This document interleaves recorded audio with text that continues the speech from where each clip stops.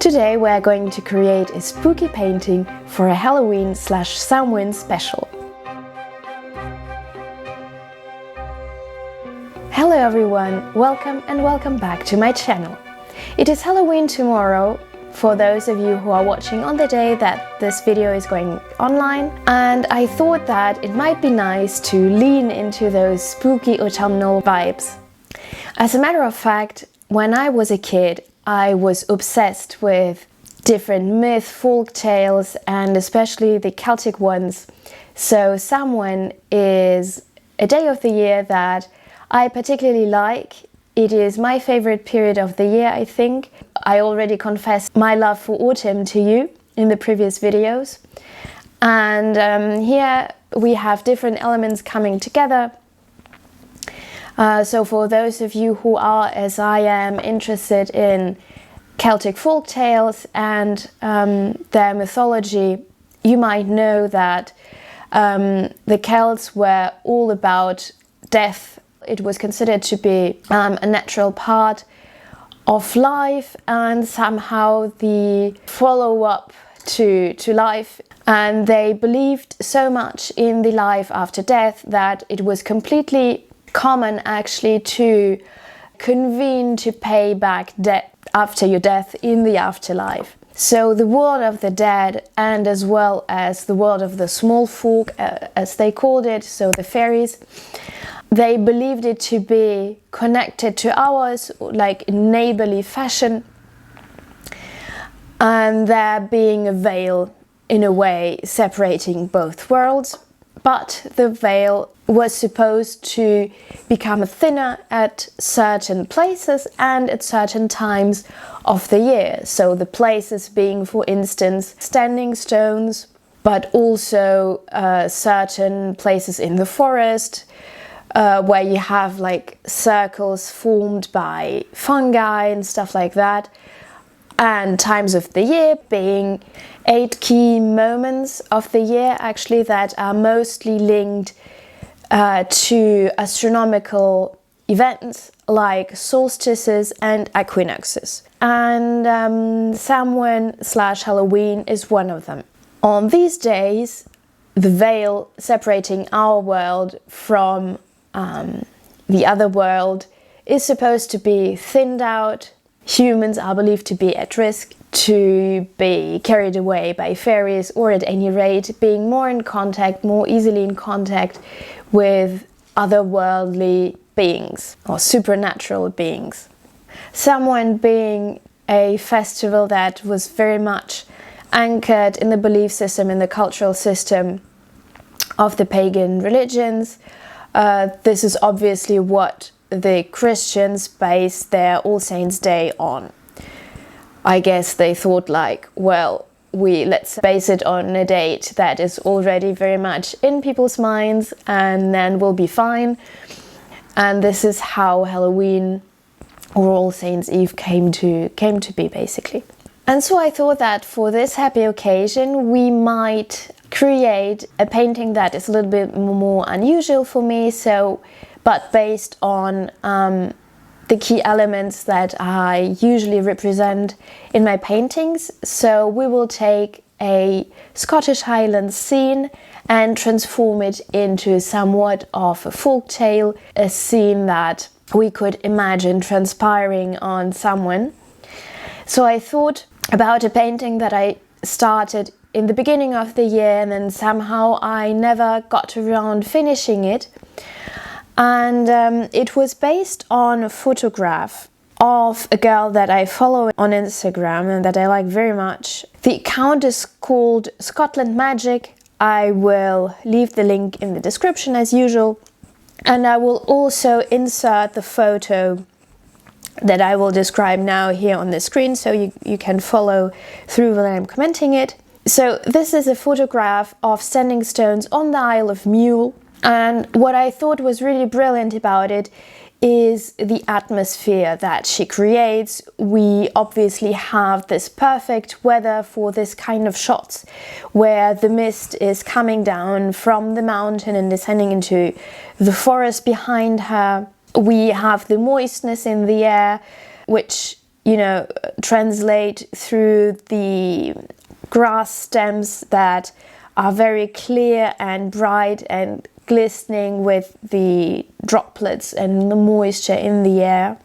And while I thought that I will basically take the landscape as the backdrop, but without painting the girl, this leaves us the perfect space to place a Highland ghost in it, wouldn't you say? The ghost I wanted to be based on someone who, if you are interested in Scotland and if you are on Instagram, you might already heard of. It's Andy the Highlander, who is an actor, but also I feel so much more. He is a real enthusiast of the Highland culture, and he publishes so much content about the different customs and places and myth of the Scottish Highlands, the typical dresses, the fabric, everything that has to do with Scottish culture, and he does it really well. Yes, so I was saying before my camera very courteously told me that the card was full and I got cut off, that I follow Andrew the Highlander for many years on Instagram and find his content really interesting. But what is of interest for us today is one particular photograph that was taken in collaboration with Somnolent Images. Once again, I'll insert it on the screen, and as you can see, this has such a painterly quality to it already. I believe it must been either shot before a backdrop or was photoshopped in order to make him look like a painting of the 18th century, a portrait of a prominent clan chief. It dates back to 2020, and I've saved this image from back then, and I always told myself that I really wanted to do something with this, either redo a real painting based off on it or something of the sorts. And so for today I thought that it will be even more fun of transforming him into a Highland ghost and include him in this painting in front of the standing stones. So you have now the whole plan for this painting, and as in my last time-lapse video, I wanted to first, before we get started and get to painting really, I wanted to touch up on some difficulties maybe that we may encounter in the painting process, or some elements and areas that we might pay special attention to. Right, so back to the landscape photograph of the standing stones. I'm not that much concerned about the area with the mist, because this is technically quite an easy thing to do, but we will have to think about different ways of doing justice to the texture that you have in the standing stones themselves, as well as to the grasses, because the photograph that I'm basing this on is quite detailed. We see every single grass harm, so I don't want it to be really an impressionist painting, so I do want to get into detail here, but let's say that I'm not looking for a hyper-realist look neither, so we have to get something in between of those two, something fairly realistic, so with a lot of details but not as many as we see in the photo. So just focus on the brushwork and the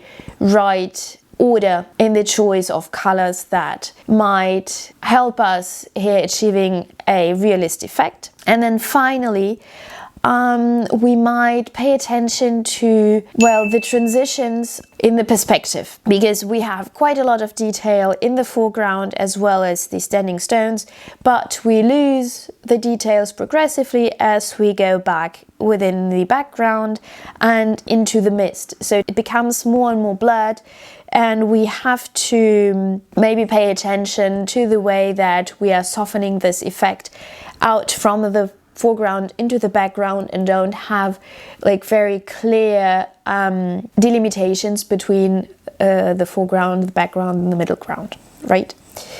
Okay, now on to the ghost. What I'm going to do is I think I will edit the photograph of Andy. Once again, I will leave his account linked below if you want to look into his work on Instagram. So I will edit his photograph in black and white and amp the contrast up a little bit, because my thinking here is ghosts are supposed, in the common imaginary, let's say, be transparent, right? So logically, where you have the most shadow in the photograph should be the one where the ghost is more dense. So these are, on the contrary, the areas that have to be the most white, and the rest has to be really more translucent. Transparency is really a big keyword here, because I'm not going to paint in the area with the ghost from the beginning, right? I will focus on the landscape, detail everything out, finish really the whole setting, and only then start working on the ghost figure, all right?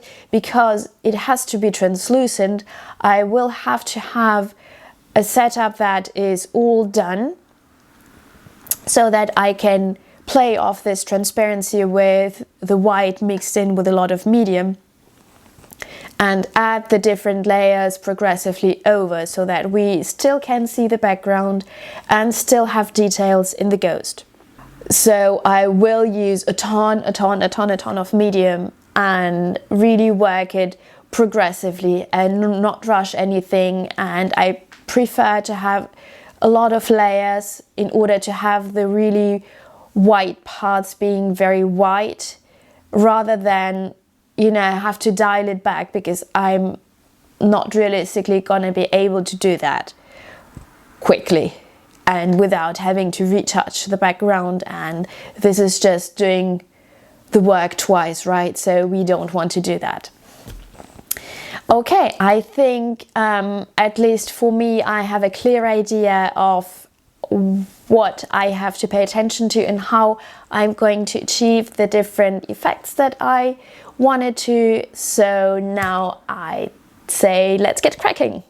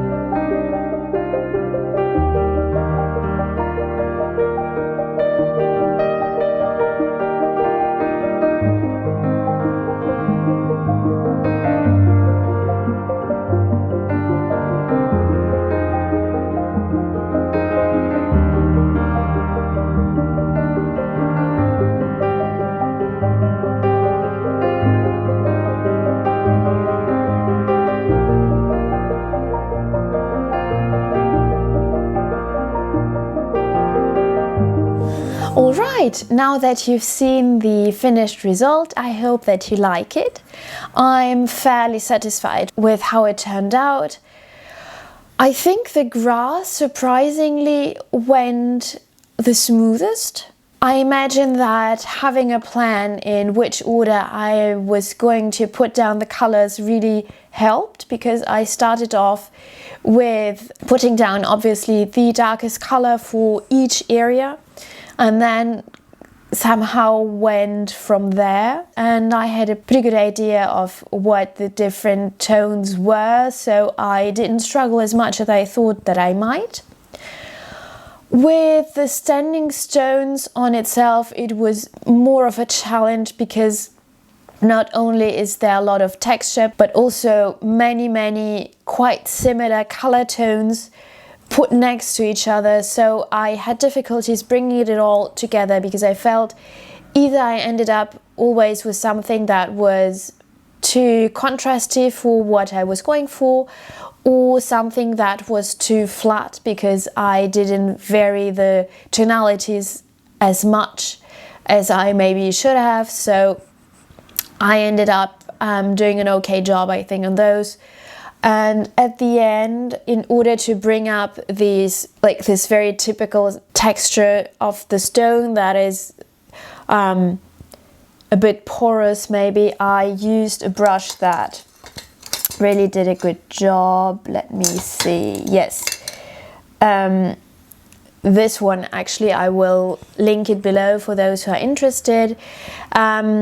It is a very sturdy, battered brush that, what is it? Is it a Michael James Smith one? Yes. Series 3.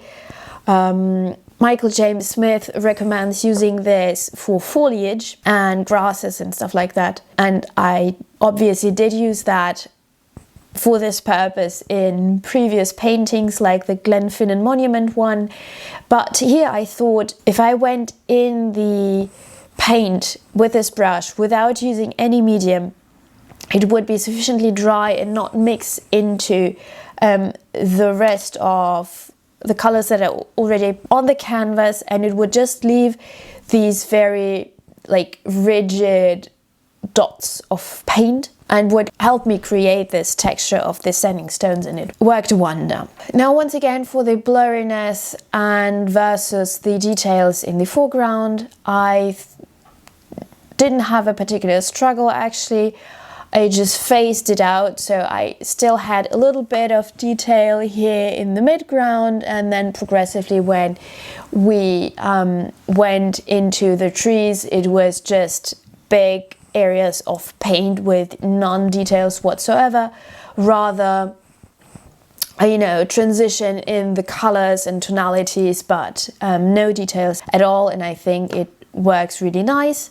Now, the trickiest part definitely was the ghost, and I did go in progressively, but titanium white is a pretty untransparent color, right? It is pretty solid, so maybe I could have gone for another white, but I don't have as many whites actually on my palette, so I have the titanium white and a slightly warmer white, which I honestly did not felt like going for here, because the ghost would rather be, well, as I see it, would have to be in the cooler tones of the white, so I felt like I didn't have any other choice than use the titanium white, and it was pretty, well, not that much transparent from the beginning, although I used a tiny amount of paint and a lot of the medium.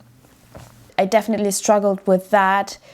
I had to dial back nearly from the first brush stroke actually, and honestly just use a nano amount of paint here, and mostly medium, in order to get where I wanted. And it took me some time, like maybe 5 or 6 layers, to have those areas in the socks and his jacket and the upper part of the kilt, where I had the solid white, because this were the shadow parts of the figure. So yeah, with a lot of patience you'll get there. Another area that was particularly difficult on the ghost was obviously the face, because on this format it is teeny tiny. I'm not really a miniature painter, right? I won't pretend otherwise, right? So it was a bit tiny. So if you have to balance out the color with a ton of medium and you have like a tiny brush in order to paint the facial features, it wasn't easy, let's say. But on the whole, I must say that I'm rather pleased with how this painting turned out, and I hope that you liked it as well and enjoyed the video of the process. Now all that is left for me to do is to wish you a very happy Halloween and happy Samhain, whatever you are celebrating tomorrow. Enjoy this festive autumnal season, and might it bring you a lot of creativity and a lot of great ideas and inspire you. As always, I hope to see you in my next video very soon. Have a lovely morning, afternoon or evening wherever you are. Cheers! I nearly forgot to mention that I have created a promo code on my Etsy boutique. So if you want to purchase anything from there, be it a lino print or an oil painting, there is currently a 30% off until the 1st of November, so no time like the present. Now I'm done. See you soon, guys. Cheers!